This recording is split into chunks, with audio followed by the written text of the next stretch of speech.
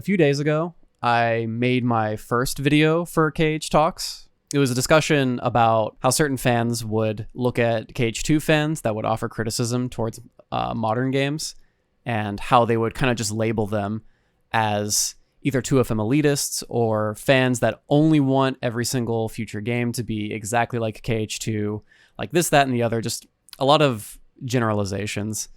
But there was also another element to that video, and that was the part where the modern KH fan or KH3 fan would respond to the 2FM fan. And straw manning. Yeah, that's basically it was straw manning the KH3 fan a lot, which wasn't my intention, but it kind of came off that way. I wasn't trying to generalize KH3 fans as all being elitists or all of them dismissing KH2 fans or all of them had the same exact argument. That wasn't really my intention, but it did kind of come off that way in the video, and I feel bad about that sort of thing.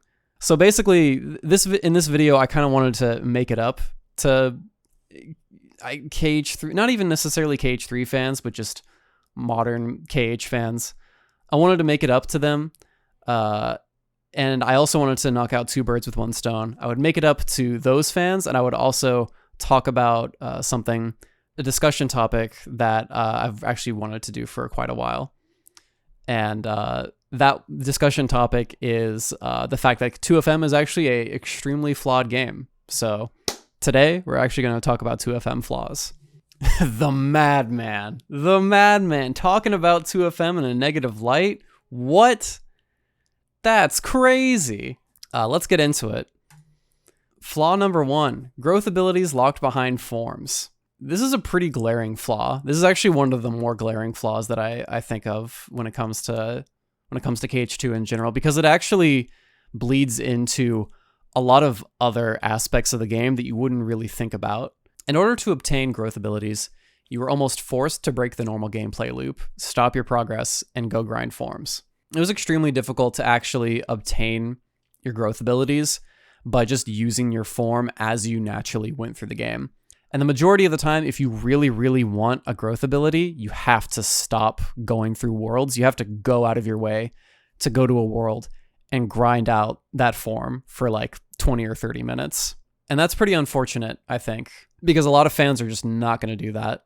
This is especially the case when you wanted to max out your forms. If you wanted to max out a drive form, especially like final form or valor form, that's going to be like 45 minutes like plus or 30 minutes plus on a lot of forms. It's going to take a long time to max out your forms, and you have to do that for every single one of them if you want to max out all of them. Imagine it goes like this. Like you go through the game and you beat the game and you're like, okay, cool, I want to go do Cavern of Remembrance.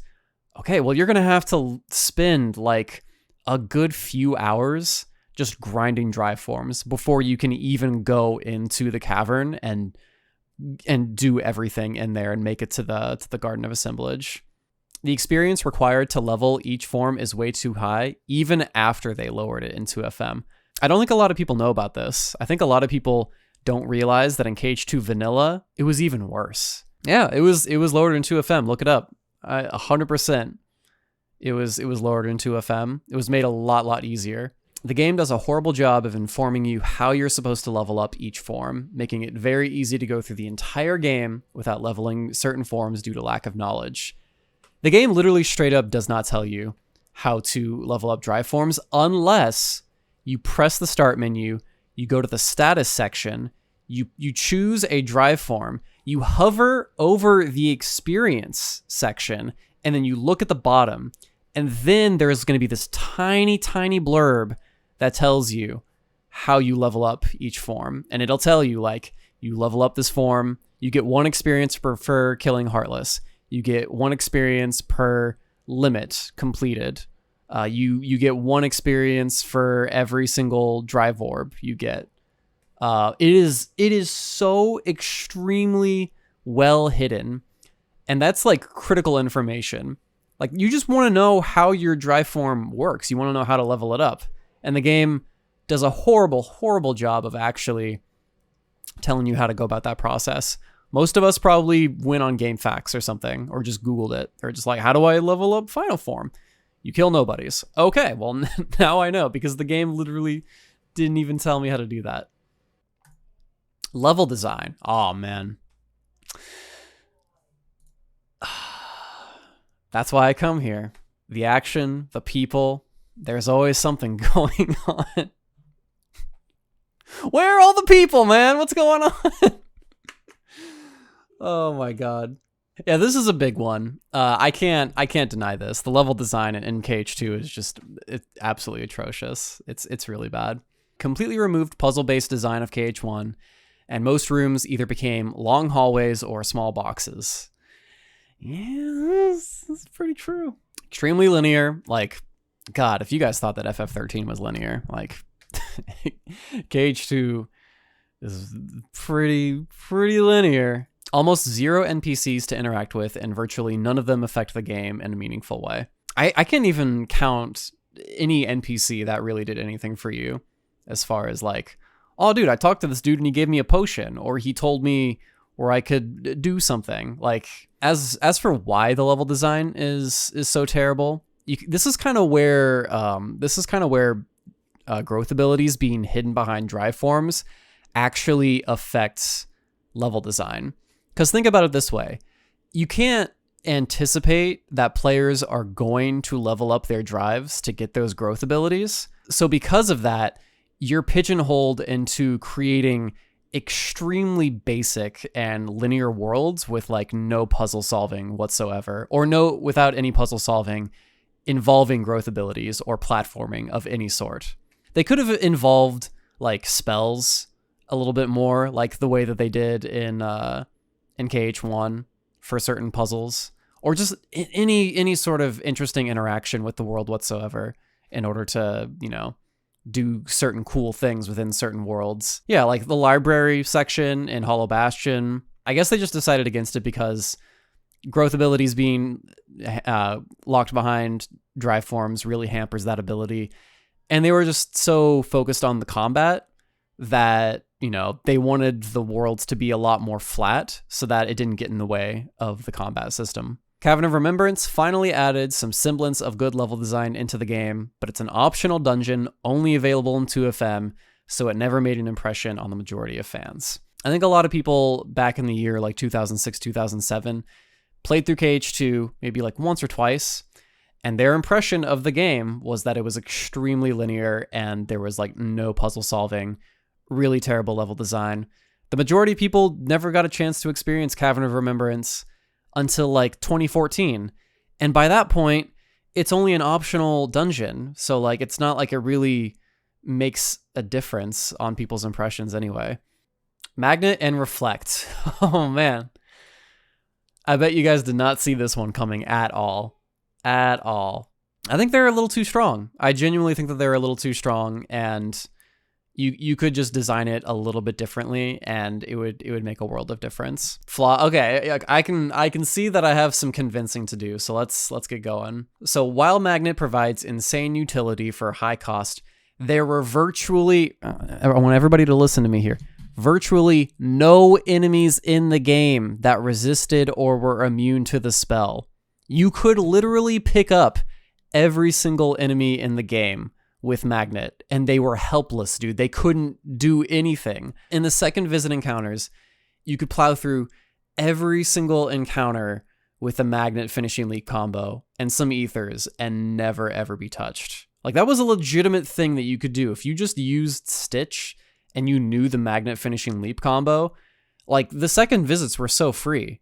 Even like the mansion fight in Twilight Town, just summon Stitch and Magnet Finishing Leap or Magnet Thunder, and they literally can't do anything. I think the only enemies in the entire game that actually resisted Magnet were Devastators in Space Paranoids, and even then they still got like stunned by it, so they're not entirely immune to it. Sorcerers could deal with it because even though they would get sucked in, the cubes were completely disjoint from the sorcerers themselves, so you could still get beat up from sorcerers even when they were inside of a magnet. The souped up hot rods in the Cavern of Remembrance, they just don't get touched by magnet at all. They get damaged by it, but they don't get stunned. They don't get picked up. And you had to deal with that fight a little bit differently because of the fact that hot rods would just be zooming around and hitting you while you were trying to magnet thunder everything else. There's got to be some sort of counterplay. There's got to be some enemies that are just completely immune to it, so that you can deal with the majority of enemies, but then there's going to be this one dude who's just going to come up and just punch you in the face if you just magnet all day. Let's talk about Reflect. Reflect's damage output by the time 2FM came around was ridiculous for the low cost it took to use the spell. I'm not sure if people actually know this, so in KH2J, Reflect was terrible. The damage output was horrible. In KH2 English, they buffed it a little bit, and it was pretty good. In 2FM, they buffed it again, and it was so good. It's so good. By the time you got to 2FM, it was actually better to reflect stuff than it was to do like a normal combo. It was just so absurdly strong. All you need to do to really fix Reflect is either nerf it so that the damage is like back to KH2 English, because I think that that's pretty okay. And either that or you just make it cost more. I think either of those solutions are fine. I'd probably like lean towards like the cost more solution a little bit, but either one is fine. What if 2FM was like critical guard in KH3? Oh, okay. Last minute Reflect does 2FM damage, otherwise 2 English damage. Okay. You know, I could definitely see that. If it was a lot more like KH3 critical counter, that would be pretty cool.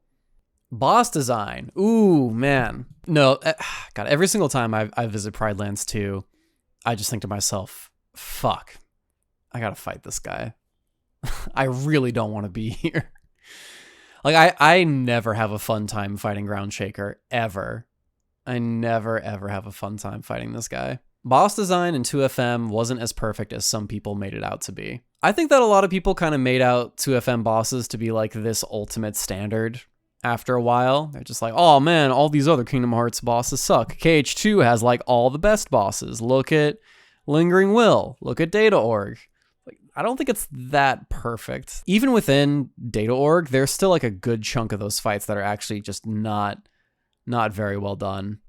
So let's go down the list, and we can talk about each of these bosses individually. Data Vexen is definitely on my shit list. This fight is such a crapshoot if you don't abuse some form of fire, whether it be just regular fire, wisdom form fire, final form Firaga. Like, unless you do either of those two things or those three things, it's such a terrible fight. Like, actually having to engage with Anti-Sora is so unfun. And his icicles, like, I'm pretty sure his icicles are total one-shots unless you have like perfect armor, like the highest amount of ice resistance. I'm pretty sure it's a one shot no matter what. Yeah, especially on level 1. On level 1, this fight is just like, I appreciate the ideas that go into Vexen, but Data Vexen is just so garbage. You want to know the worst feeling is that you're fighting Anti-Sora and you're like 2 or 3 hits away from killing it, and then Vexen grabs that Anti-Sora, takes him over to himself, levels him up, and then just spawns him again. And he just gets more health, and you have to fight the Anti-Sora all over again. It is the worst experience ever. Zexion and Data Zexion. Yeah, Book World is just really bad. I don't think anybody has fun getting plunked by books that they can't see, like just getting hit by books off screen. I don't think anybody likes that. The X attack has multiple hitboxes, and I'm pretty sure it's a one-shot on level 1 no matter what. The Data version can just spam the X attack over and over and over again, and you just can't do anything about it. It's a gimmick fight with a really, really bad gimmick. If they like cleaned up Book World and it just wasn't nearly as crap as it is, then it wouldn't be so bad. I'm of the opinion that gimmick fights are not that bad as long as the gimmick itself is okay. This is a bad gimmick. Like, they just needed to clean this up somehow. Data Luxord. Yeah, so I feel like normal Luxord is pretty chill because I think he encourages you more to actually fight him, and you do more damage to his time gauge by fighting him. Data Luxord is just a reaction test. It's just his reaction command over and over and over and over again. And if you don't do the reaction test correctly, you get turned into a dice for like 40 seconds, and then you just got to do it all over again. Like, again, I appreciate that the gimmick is there, but if the gimmick encompasses the entire fight, that's when it's a problem. Or like if the gimmick is bad and it encompasses the entire fight, it's not good. Data Roxas. Okay, so I think this might actually be a surprise.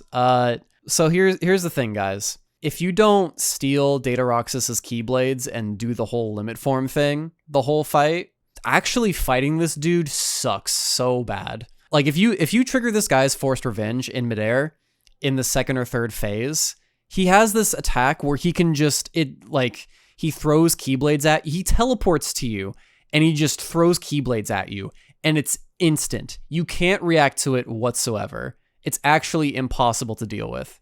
It's so broken, and and on level 1 you just die instantly to it. It's unbelievable. So you basically can't even trigger this guy's Forced Revenge at all.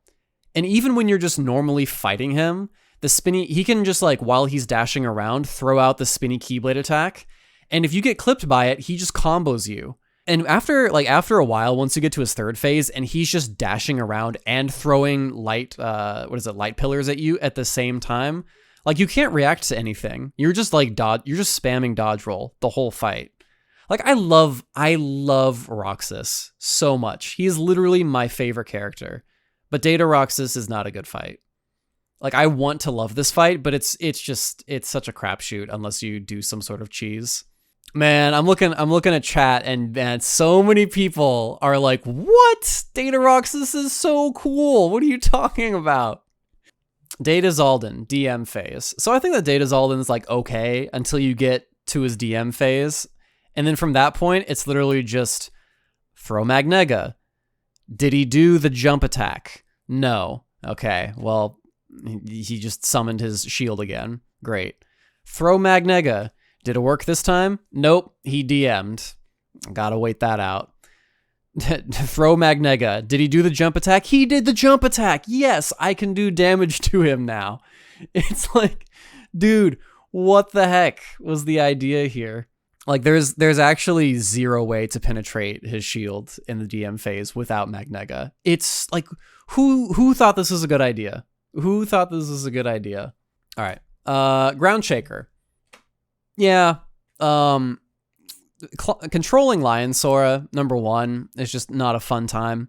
Number 2, actually attempting to, like, hit the monkey on his back is terrible while there's lasers shooting at you. The fire that just spawns that you have to pay attention to while you're actually trying to do damage to him. When he's charging up for the next reaction command that he does, where you do the whole big animation, he can just spawn fire on top of you. And on level 1, unless you have great fire resistance, you just die. It's not even your fault. It's literally just fire spawns on top of you and you just die. If it had half the HP, it would be much more tolerable. I could see that, but I still think that a lot of what he has to offer is just so bad. This is genuinely, like, I can't think of a time when I'm fighting Ground Shaker and I'm actually having fun. And I'm just like, ooh, dude, I'm actually, like, doing cool stuff. It's not fun. Oh yeah, his final phase is literally just like, he can double DM, triple DM, quadruple DM. Like, you can't hit the guy, even if he's at 1 health. He can just do it over and over and over again. And there's nothing you can do to stop him. It's horrible. This is literally one of the worst fights in the entire series. It's so bad. The Experiment. Yeah, okay. I'm not sure if you guys have ever experienced this, but there's this combo that the Experiment can do in his first phase where he uses his suction arm to, like, suck you in, and then he shoots the laser. If you get popped up by the laser, the suction arm literally makes it impossible for you to get on the ground, and you will just die. You will just eat shit like 3 times in a row before you finally hit the ground. It's so stupid. The dude just has, like, wonky hitboxes in general too. When the RC comes to throw his isolated... Yeah, if you don't know exactly how to throw his if you don't know exactly how to use the reaction command to throw his body at the right body piece, then that can also mess you up really bad. Especially if you throw it towards the arm and then the arm just attacks you as you're trying to go closer to the body to throw it. He just one-shots you instantly. Genie Jafar. Yeah, combat on the carpet sucks. You have like no way to defend yourself. The dude can just chuck buildings at you and there's like nothing you can do except like reflect or just hope. And then you get to like the attack and he just spawns lightning and fire orbs around you, and there's, again, you just can't do anything about it. Darkthorn. Yeah, this might be a little bit of a surprise. Darkthorn's hitbox is so awkward. Like, that early in the game, you have such terrible tools to actually do combos with. If you like touch him once, like he gets so far away from you if you hit him once, and then if you whiff, he's just like, and he gets super armor, and then he just dashes around the arena. Either that, or he just like goes up to the chandelier and then just swings on the chandelier a bunch. And then he does the thing at the start of the fight where he like pounds the ground and he just like throws out random projectiles that you have to deal with. It's like, great. So if I don't want to take any damage, I literally just have to camp this out and just wait. Yeah, bosses with rando projectiles flying around are just not very fun. And it's made even worse with Darkthorn because the dude is just like Blanca. He just rees around and just does random shit and just throws his body around like it's a hitbox. It's not fun to deal with. MCP and Sark. Yeah, this is another gimmick that I really don't like. You ever just break MCP's panel like later on in the fight, and then you run forward to use the reaction command, and then just the moment before you activate the RC, he just spins it away, and all that work that you did is for nothing, and you take damage too. Like on level 1, you probably just instantly die. I do like that there's the RC that one-shot Sark later on. Yes, I agree. But the actual process of damaging MCP is just, ugh. It's not great. So yeah, boss design. Like, there are a lot of good bosses in 2FM, but there's also some pretty bad ones. Like, it's not a perfect game. There are not, like, a bunch of perfect bosses in the game. Revenge value. Ooh, yeah. So I probably have some explaining to do with this one as well. So, like, here's, like, revenge value, I think, is a concept. I don't think there's any problem with it, but there are some issues with how it's implemented in 2FM. Certain forced revenge attacks were extremely punishing if you didn't know they were coming, forcing you to cut your combo short just to avoid a bad situation. We already talked about one. We already talked about Data Roxas having one that was just instantaneous.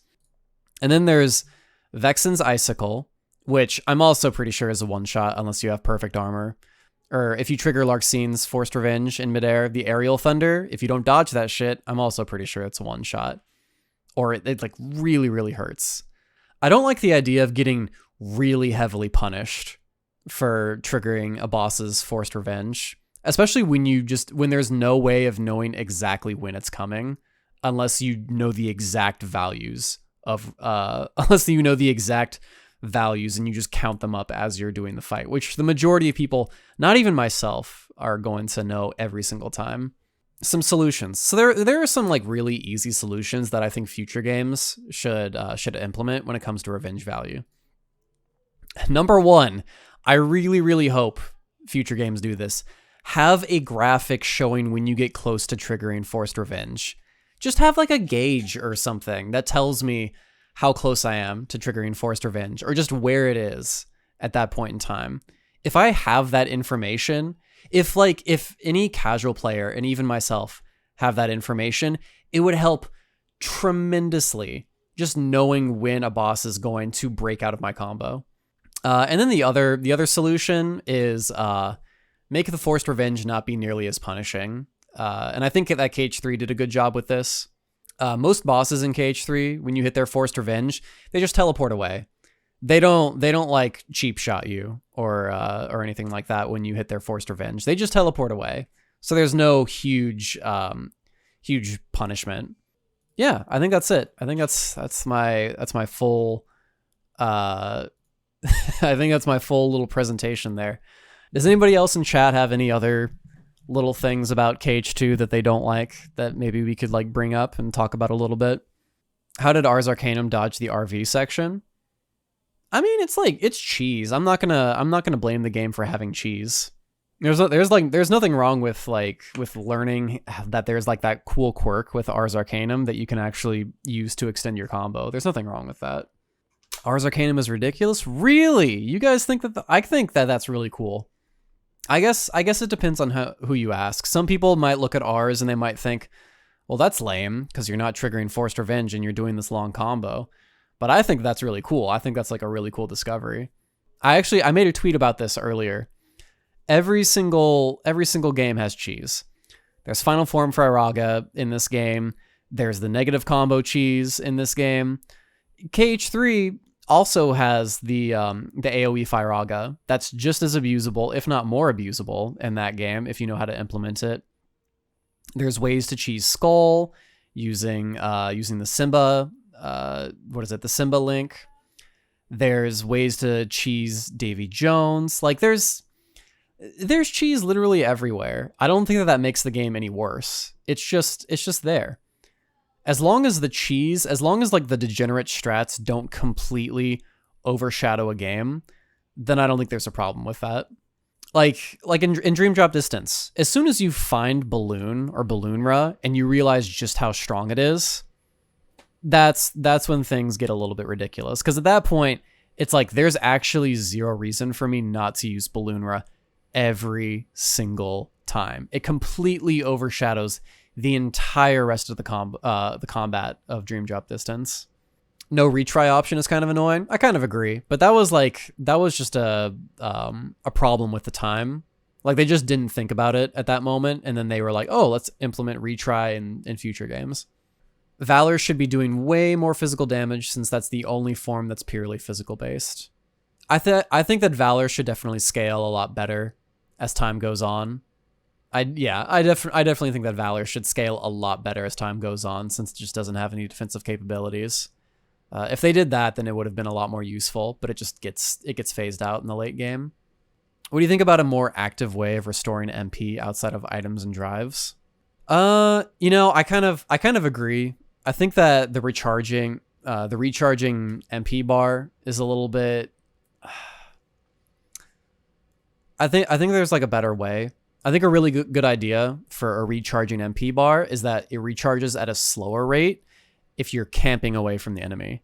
If you're not being aggressive, then the game can be like, hey, we're gonna slow down the recharge rate of the MP bar. But if you're being really aggressive and if you're doing a really good job being aggressive when the MP bar is in recharge, it'll speed it up like ×2 or ×3. I think that's a really good idea. Leveling form should unlock more combo options, like how you unlock combo options for base Sora throughout the game. I've been saying that for a long time. Instead of getting stuff like Combo Plus or Auto Valor or whatever, instead of getting another draw or another Lucky, give me like a new combo modifier. Give me a new finisher. That'd be so cool. That's something that they should have done in KH3, but they totally whiffed the mark. They totally whiffed the mark. In KH3, you level up your Keyblades. What do you get? Arrow boost. Come on, man. Gotta do a little bit better. Imagine leveling up your Keyblades and getting the High Wind finisher. Yeah, getting the actual Dragoon Lancer High Wind finisher. That would be dope. Why don't games do that? Anyway, how do we wrap this up? 2FM is definitely a flawed game. It really is. And when I absolutely love the crap out of 2FM, but it is definitely a flawed game, and I don't want to sit around and pretend that it's not a flawed game. And I want people to know that like not every single 2FM fan in the world thinks that it's the perfect game. It's the best action game ever.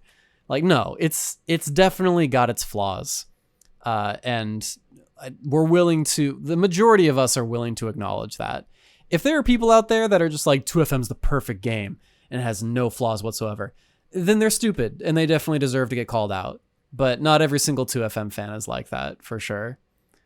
Just like how not every single KH3 fan thinks that KH3 is like the best game ever and hates every single KH2FM fan and all that sort of thing. You know, generalizing is bad.